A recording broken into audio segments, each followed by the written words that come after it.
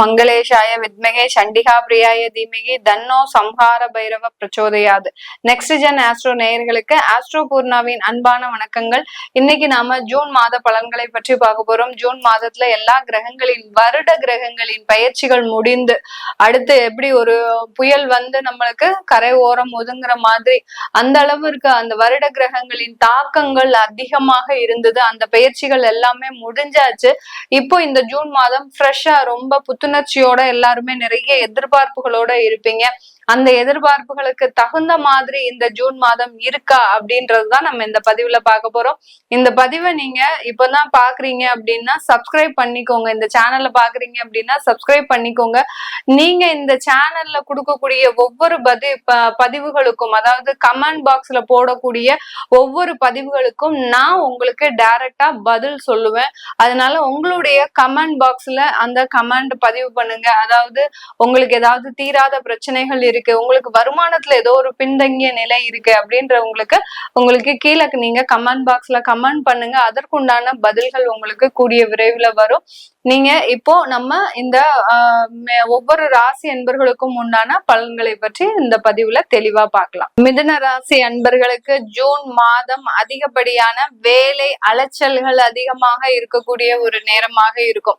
வேலை அலைச்சல்கள்னா நீங்க இன்டர்வியூ அதிகமா அட்டன் பண்ணுவீங்க. எந்த இடத்துலயுமே உங்களுக்கு ஒரு ஸ்டேபிளான ஒரு சிச்சுவேஷன் உங்களுக்கு வராது. யாராவது இப்போ மே மாசம் வேலை விட்டவங்க, அடுத்து பாத்தீங்கன்னா ஏப்ரல் மாதம் வேலை விட்டவங்க, இவங்களுக்கு எல்லாம் பாத்தீங்கன்னா இந்த ஜூன் மாதத்துல அந்த இன்டர்வியூக்கு உண்டான ஷெட்யூல் அதிகமா இருக்கும். அதற்குண்டான ஒரு பயணங்கள் அதிகமாக இருக்கும். அதுலயுமே உங்களுக்கு சக்சஸ்ஃபுல்லா இருக்குமா அப்படின்னு கேட்டீங்கன்னா கொஞ்சம் அதுல உங்களுக்கு 50% தான் சக்சஸ் இருக்குமே. அந்த 50% சக்சஸ்லயுமே உங்களுக்கு மன விருப்பங்கள் இருக்காது.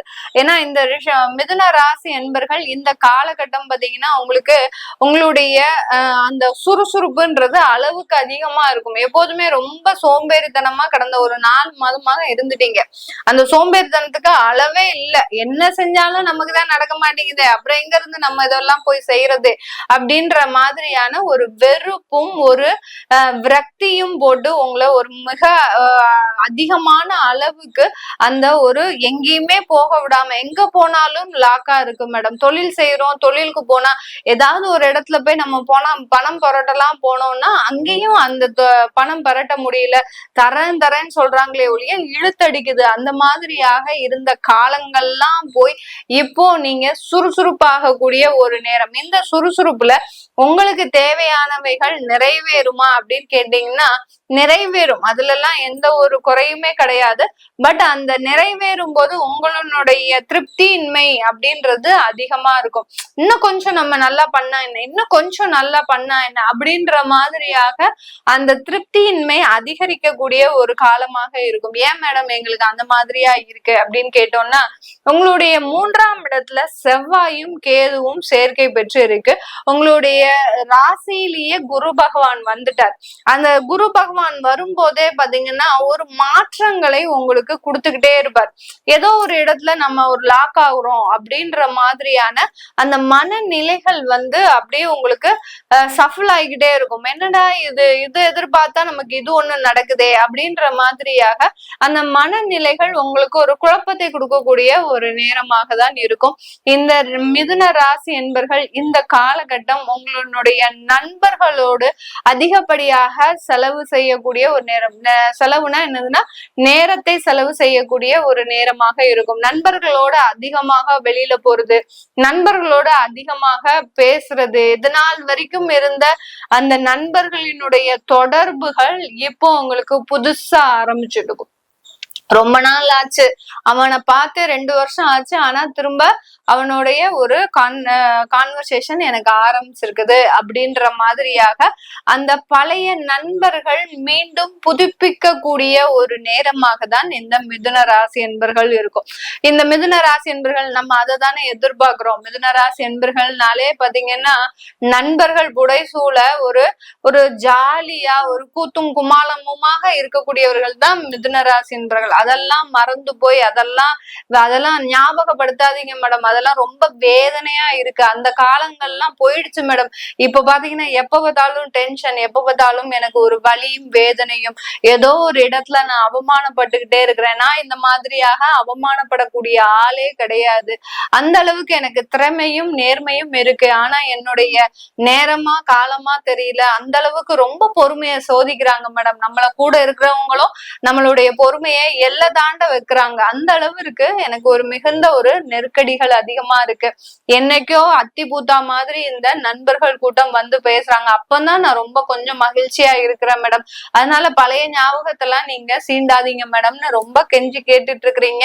பரவாயில்ல, உங்களுக்கு இந்த காலகட்டம் உங்களுக்கு ஒரு நல்ல ஒரு மாற்றங்கள் வரக்கூடிய ஒரு நேரம் தான். ஆனா அதுல ஒரு சின்ன வலிகளும் இருந்துகிட்டே இருக்கும். குரு பகவான் பாத்தீங்கன்னா உங்களுக்கு ஒரு வேக்சினேஷன் மாதிரி ஒரு சில விஷயத்தை போட்டுக்கிட்டே இருப்பார். ஜென்ம குரு இந்த மிதுன ராசி என்பர்களுக்கு அந்த வேக்சினேஷன், நம்ம எப்படி குழந்தை பிறந்த உடனே இத்தனை மாசத்துல இத்தனாவது வேக்சினேஷன் போடணும், இத்தனை மாசத்துல இத்தனாவது வேக்சினேஷன் போடணும் அப்படின்ற மாதிரியாக, அப்ப அந்த வேக்சின் போடும் போது நமக்கு அந்த குழந்தைகளுக்கு என்ன ஆகுது, ஒரு வலி, ஒரு வேதனை, ஒரு காய்ச்சல், அடுத்து பாத்தீங்கன்னா ஒரு குளிர் ஜுரம், இந்த மாதிரியாக ஏதாவது ஒண்ணு ஒரு உடல் உபாதையை கிளப்பிக்கிட்டே இருக்கும் அந்த வேக்சின். அதே மாதிரிதான் இந்த ஜென்ம குரு பாத்தீங்கன்னா ஒரு தடுப்பு நடவடிக்கையை எடுக்கிறதுக்கு ஏதாவது ஒரு சின்ன மருந்தை உள்ள கொடுப்பாரு. அது அவமானமா இருக்கலாம், அசிங்கமா இருக்கலாம், உறவினர்கள் மத்தியில தேவையில்லாத கெட்ட பேர் இருக்கலாம், இல்ல உங்களுடைய குடும்பத்திலேயே உங்களுக்கு அவப்பெயர் இருக்கலாம். இதெல்லாம் ஏதாவது ஒரு ரூபத்துல அவர் கொடுத்துக்கிட்டே இருப்பார். இது எல்லாத்தையும் கடந்து வரக்கூடிய இந்த மாதம் தான் இந்த ஜூன் மாதம். இதுல என்ன உங்களுக்கு ஒரு பிளஸ் பாயிண்ட் அப்படின்னா, இந்த மாதத்துல உங்க ராசி அதிபதி சிட்டா பறந்துகிட்டே இருக்கிறார். மேஷ ராசியில இருந்து கடக ராசி வரைக்கும் போயிடுறாரு இந்த மாசத்துல. அதனால உங்களுடைய சுறுசுறுப்புன்றது மிக அதிகமான வேகத்துல இருக்கும். எவ்வளவுக்கு எவ்வளவு சில விஷயங்கள் எல்லாம் ஃபாஸ்டா செய்யணும்னு ஆசைப்பட்டு ரொம்ப அதிவேகமாக செயல்படக்கூடிய ஒரு மாதமாக தான் இந்த ஜூன் மாதம் இந்த மிதுன ராசி என்பர்களுக்கு இருக்க போது. இந்த ஜூன் மாதத்துல இந்த மிதுன ராசி என்பர்கள் குடும்பத்தினுடைய மேன்மையை அதிகமாக ஒரு சரிபடுத்தக்கூடிய ஒரு நேரமாக இருக்கும். குடும்பத்துல இன்னுமே பிரச்சனையே வரக்கூடாது. ஏன்னா இந்த திருமணம்ன்ற ஒரு பந்தம் வந்தாச்சு நமக்கு. அந்த திருமண பந்தத்துல நம்ம நல்லா இருக்கணும்னு நீங்க நினைக்கிறீங்க இந்த மிதுன ராசி என்பர்கள். அதுக்கு சுற்றி இருக்கக்கூடிய அந்த உறவினர்களோ சரி, சுற்றி இருக்கக்கூடிய ஒரு நபர்களோ சரி, உங்களுக்கு எப்போதுமே ஒரு தொந்தரவுகளாக தான் இருப்பாங்க. ஏன்னா மிதுனராசி என்பர்கள் எப்போதுமே அந்த உறவுகளை அரவணைக்கக்கூடியவர்கள். அவர்கள் என்ன சொன்னாலும் கேட்டுப்பீங்க. அதுல எந்த ஒரு குறைபாடும் இருக்காது. இன்னைக்கு பாத்தீங்கன்னா அந்த திருமண பந்தம் உருவானதுக்கு அப்புறம் அந்த உறவினர்களே உங்களுக்கு எதிரிகளாக மாறுவதற்குண்டான ஒரு நேரம். யாரு உங்களுக்காக சப்போர்ட் பண்ணி பேசுனாங்களோ அவங்களே அந்த திருமண பந்தத்துல போய் உங்களுக்கு உண்டான ஒரு கேரக்டரை பத்தி தப்பா சொல்றது. அவங்க இப்படி இருந்தா, இவ இப்படி இருந்தா, இவன் இப்படி இருந்தா, இன்னைக்கு என்னடா நான் இப்படி மாறிட்டான் இப்படின்ற மாதிரியாக உங்களுடைய கேரக்டரை தப்பா அந்த திருமண பந்தத்துல எக்ஸிக்யூட் பண்ணும் போது அது தேவையில்லாத பிரச்சனைகளை கொடுக்கக்கூடிய ஒரு நேரமாக தான் இந்த மிதுன ராசி என்பவர்களுக்கு இருக்கும். அதனால திருமண பந்தத்துல கொஞ்சம் ஜாக்கிரதையா இருங்க. ஏன்னா அந்த திருமண பந்தம்ன்றது உங்களுக்கு நீண்ட நாள் பந்தம். நீங்களே பாத்தீங்கன்னா எதுவுமே நம்ம செய்யாம இருக்கக்கூடாது. ஏன்னா நீண்ட நாள் காத்திருந்து செய்த அந்த உறவாகப்பட்டது இன்னைக்கு யாரோ ஒரு உறவுகள் மூலமாக அது சிதறக்கூடிய ஒரு நேரமாக இருக்கு. அதுக்கு வழிவகை பண்ணாமல் கொஞ்சம் அட்ஜஸ்ட் பண்ணி ஒரு இடமாற்றம் செய்யறது, அது அவங்கள தேவையில்லாம அந்த மாதிரிலாம் யூகிக்க முடியாதபடி சில விஷயங்களை நீங்க அவங்களுக்கு அனுசரிச்சு போகிறது, இதெல்லாம் செஞ்சிட்டீங்கன்னா கண்டிப்பா உங்களுக்கு ஒரு நல்ல ஒரு மாற்றங்கள் கிடைக்கக்கூடிய ஒரு மாதமாக தான் இந்த மிதுன ராசி என்பர்களுக்கு இருக்க போது. வெளிநாட்டுல இருக்கிறவங்களுக்கு இது யோகமான ஒரு காலகட்டம். திருமண பந்தமா இருந்தாலும் சரி, தொழிலாக இருந்தாலும் சரி, அடுத்து பாத்தீங்கன்னா அந்த வேலை செய்யக்கூடிய ஒரு நபர்களாக இருந்தாலும் சரி, மிதுன ராசி என்பர்களுக்கு இது வெளிநாட்டுல இருக்கக்கூடியவர்களுக்கு அதிகப்படியான ஒரு யோகமான காலகட்டம். நீங்க எதிர்பார்க்காத அளவுக்கு ஒரு அதிர்ஷ்டம் எல்லாம் வரக்கூடிய ஒரு நேரம். சில பேர் பாத்தீங்கன்னா வெளிநாட்டுல இருந்துட்டு அந்த லாட்ரி யோகங்கள் எல்லாம் கேட்பாங்க. மேடம் எங்களுக்கு இந்த மாதிரியான லாட்ரிகள் விழுமா, எங்களுக்கு இந்த மாதிரியான யோகங்கள் கிடைக்குமா, அதிர்ஷ்ட யோகங்கள், திடீர்னு பணவரவு, திடீர்னு அதிர்ஷ்டம், திடீர்னு பதவி உயர்வு, இப்படி எல்லாம் நமக்கு அந்த மகிழ்ச்சியான ஒரு சந்தர்ப்ப சூழ்நிலைகள் திடீர்னு வரக்கூடிய ஒரு மாதமாக தான் இந்த ஜூன் மாதம் இந்த மிதுன ராசி என்பர்களுக்கு இருக்க போது. இது எல்லாமே நம்ம கோச்சார நிலவரப்படி பலன்களை சொல்லிட்டு வந்துட்டு இருக்கிறோம். உங்களுடைய தசாபுத்தி சுய ஜாதக பலன்களை பார்க்கணும் விருப்பப்படுறவங்க கீழே இருக்கிற நம்பருக்கு வாட்ஸ்அப்ல அப்பாயின்மெண்ட் வாங்கிக்கிட்டு நீங்க என்கிட்ட கன்சல்ட் பண்ணிக்கலாம். உங்களிடமிருந்து விடைபெறுவது உங்கள் ஆஸ்ட்ரோ பூர்ணா. நன்றி, வணக்கம்.